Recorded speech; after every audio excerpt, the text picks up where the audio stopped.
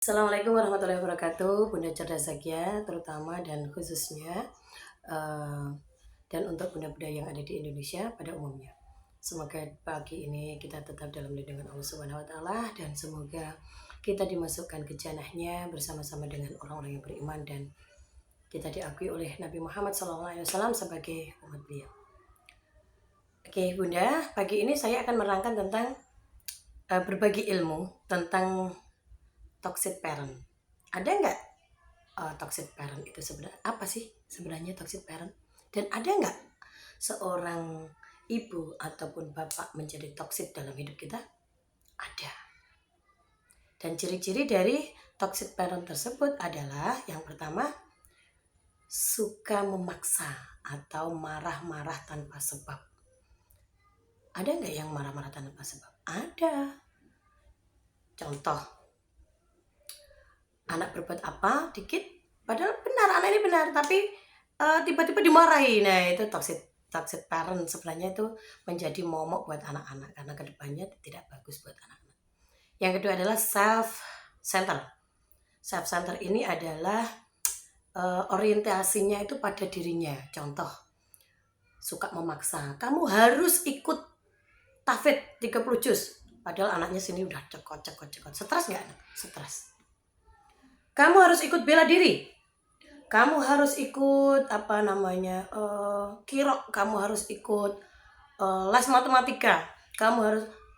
Kita sebagai orang tua seharusnya paham, ini anakku tuh mampu nggak ya, kapasitas otak anaknya kita itu kita yang tahu dari kecil dengan orang tua.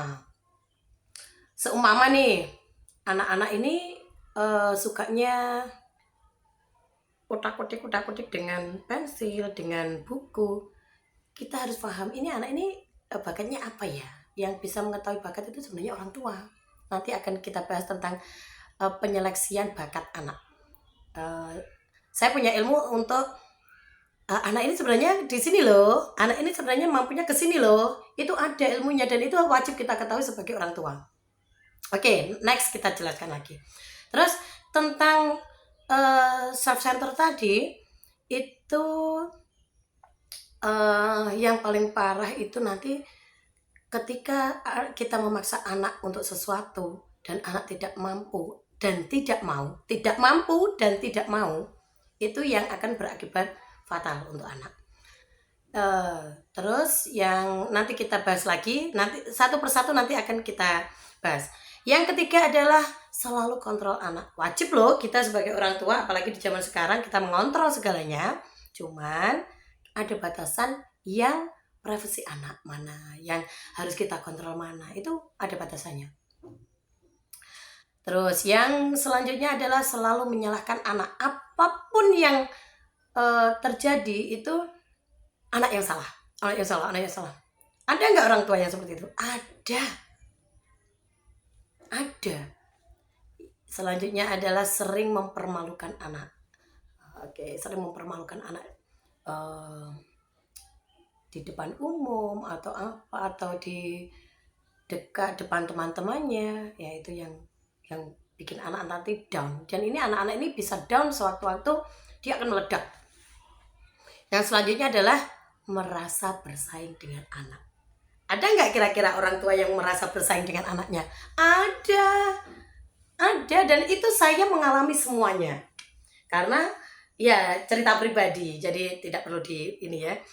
Dan ketika kita sebagai orang tua, kita mempunyai mempunyai pribadi yang menjadi toxic parent tadi, maka kita akan merasa bersaing dengan anak. Contoh, anak disayang oleh suami kita. Contoh anak perempuan nih. Anak perempuan, suami kita tuh sayang banget sama anaknya. Ya terus, anak terus. Seperti itu. Itu namanya kita masuk ke toxic center. Kita kembali ke pribadi kita. Ada nggak salah satu dari ke beberapa yang saya sebutkan tadi menuju ke diri kita? Itu namanya toxic parent. Dan itu wajib kita perbaiki. Yang selanjutnya adalah tidak tepat handle anak. Memperbesar masalah yang diceritakan anak. Seharusnya kita punya anak itu menjadi bestie. Kita harus menjadi bestie seorang ibu, apalagi seorang ibu ya. Seorang ibu itu harus menjadi bestinya anak. Apapun yang anak keluhkan, apapun yang diceritakan anak, itu kita wajib tahu. Kecuali bapak ya, mungkin bapak agak, kalau dengan anak perempuan itu betul sayang, cuman kalau untuk mengutarakan perasaan itu anak kadang ada bapak gitu lah.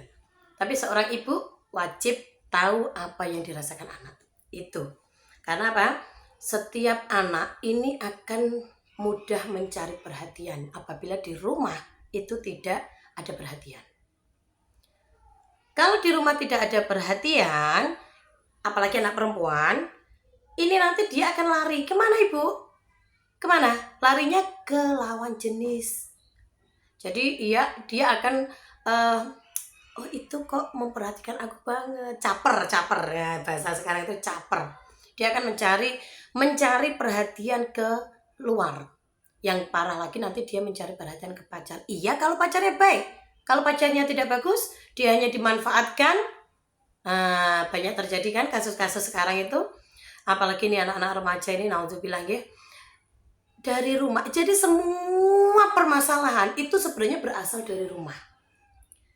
Oke, yang mana rumah ini adalah menjadi surga atau neraka. Itu tergantung dari ibu.